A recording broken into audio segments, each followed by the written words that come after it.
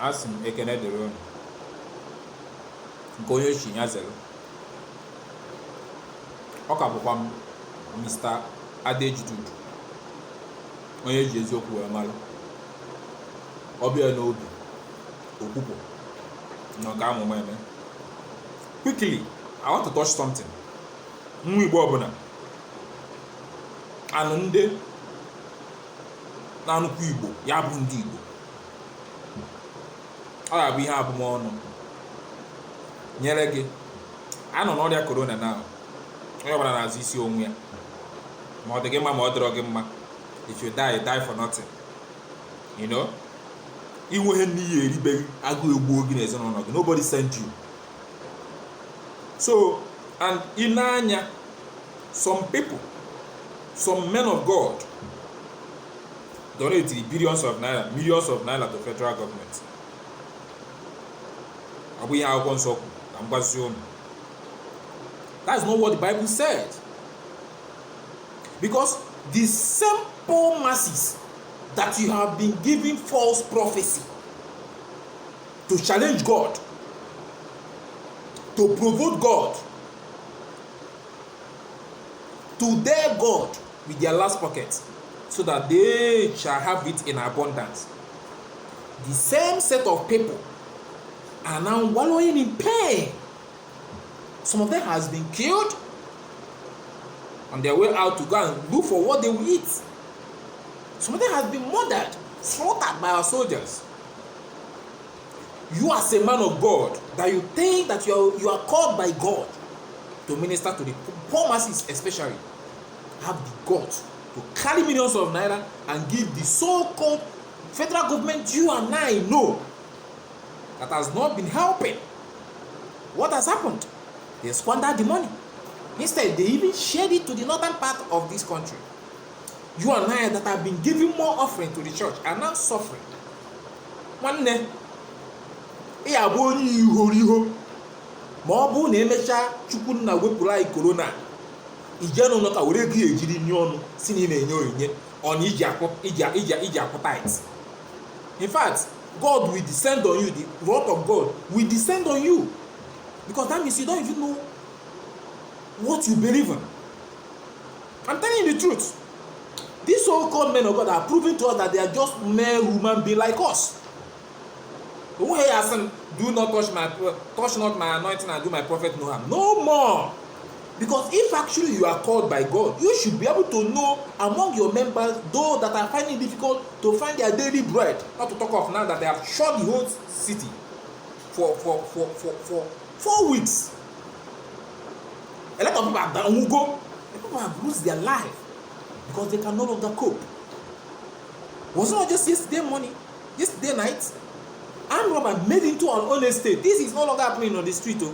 People that are living in the estate are no longer safe. They managed to find their way into our own estate. Our own house was among the victims. They attacked us. Luckily for me, they didn't take any of my things, but they made away with so many things. Phones and other things, valuable things. You know, our so-called men of God are now birindo, potori, echukwe okabido, iwere go onyinye, iwere gi ejinye family dinni, iwere gi ejinye to onwe gi anya, onye gi ejinye ụmụ ogbenye aka ndị ka mma were ejenye ndị fada, nye ndị pastors. Anaghị ogbogodu m onye man of God fụrụ agụ na-egbu, or they are always looking fresh. If you want to talk of the outfit, their outfit is always top class. Moto ha na-anya bụ na ha da agba all this latest Ferrari and Bugatti here because can the mother happy cool? Not, but left for them, they have the money. They have the money. Because tell me, what will it take? Let me even talk of where I come from. Catholic Church, where I belong. Ijebe father, Ada Fuzo. Ada Fuzo. Oku ka na-enugharị ka ebe a na-azụ ọkụ. Ehu a na-enugharị. What stop you from you were ọkụ were ewu gbuo ụmụ ogbenye ndị ụka gị ka gbakọ enyefe ife? You won't tell me na even na my own Catholic Church na mụ abụghị a member ya abụghị a man of God. I can point like up to 50 people. Man, open here the today, I can help them. I'm a say if more I don't know. In fact, even when they sometimes so people will higher but I don't know the kind of spirit that possesses me. Some of these things don't move me. If you see me giving 50,000 in the church, it's because I have it and I'm giving it to God, not because of what a man of God is saying. This is I had a threat in them saying, dear God, challenge God. Don't give God what will cost you nothing. Forget it. Don't give God what will cost you nothing. You go no, be no ka. And I hear you. Oh, me go kwa. Oh, come on again at Taofia. Oh, I'm again at Taofia. And I'm going to say Gary, the worst thing I hate. Gary is the worst food to me. And I'm going to say Gary na go. Can na bag. Na Gary na ana. You know Gary no to. E ngo Gary dey. Abani he for it. For how long? Because we go no na anya. Africa, wake up. Christians, wake up. What we have now is no longer Christians, because when a man of God use the money supposed to use and help the poor masses to build mansions in the name of church, in the name of university, that the poor same members of the church cannot attend. You tell me they are all called man of God?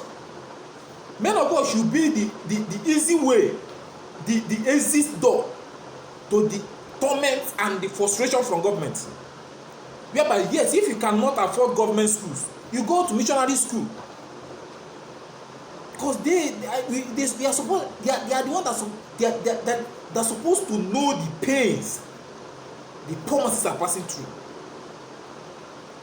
Not the missionary school in Nigeria.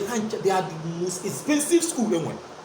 If you are my own church, every day I know an donation, an offering for Saint Anthony University. I was thinking can appear. Na Catholic Church, I think Saint Anthony University missionary school. Yeah, old school. Lie. About times 4 of Madonna. St. Anthony's University is times 4 of Madonna University School. Kezisi. Na call story. Any man of God here beg see go take out. Ego ni go na je go je hanche no won ko mo na go public school, hanche ni no mo na go private school the pastors. Then and one.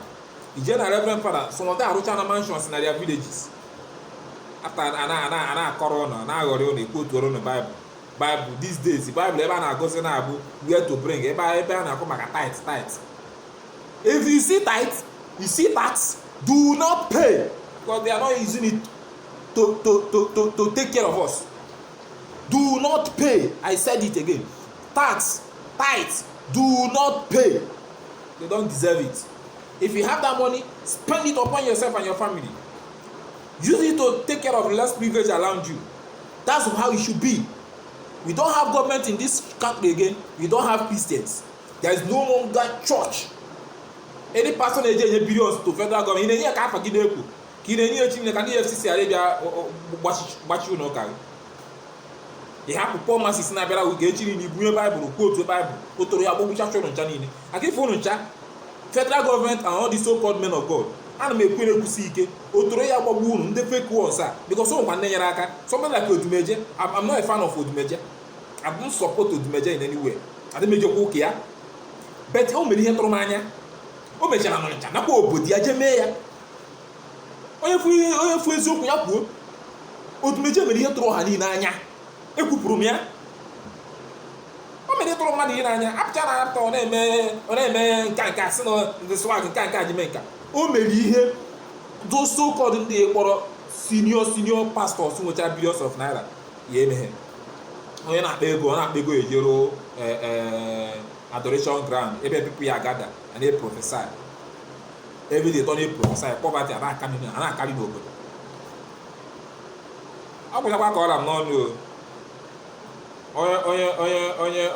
onye nwe ntị ya nụrụ, you know, aka auditor aka force you to hear.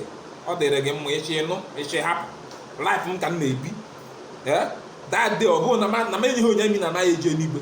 I can decide not to go to church again because onwekwa ya na-aka ebe adịrị m anya ka ozi ọma ihe ozi na manube uche ozi ọma ka ebe ekwotu na Bible manube na-akọ ata akọjisi unu isi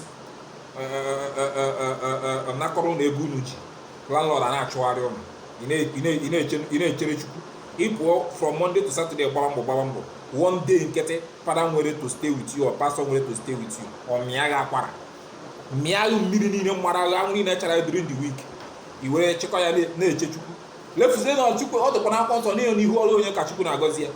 You have to work first and then pray to God to bless the work of your hand, not by using your source of income and your isi ego group fada na-eri na-epotori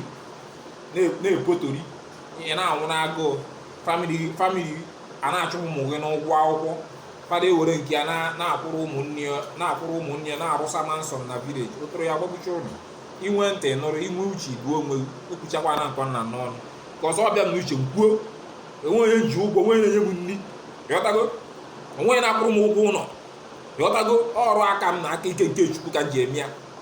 So ọ bụghị ba ihe pastọ na-ekwu, ọ bụghị ba ihe fada na-ekwu, ọ bụghị ba ihe man of God na-ekwu, ọ Chukwu na-aba eze.